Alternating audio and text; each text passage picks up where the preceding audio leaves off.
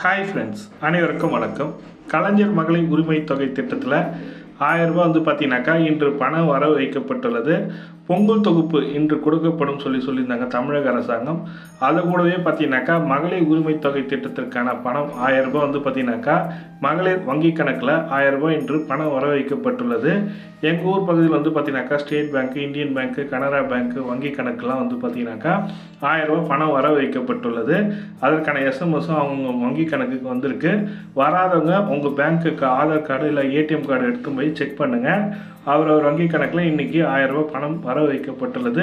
பொங்கலுக்கான சிறப்பு தொகுப்பாக முன்கூட்டியே வர வைக்கப்படும் சொல்லிட்டு தங்கம் தென்னரசு ஐயா சொல்லியிருந்தாங்க. அதே போல் இன்று பணம் வர வைக்கப்பட்டுள்ளது.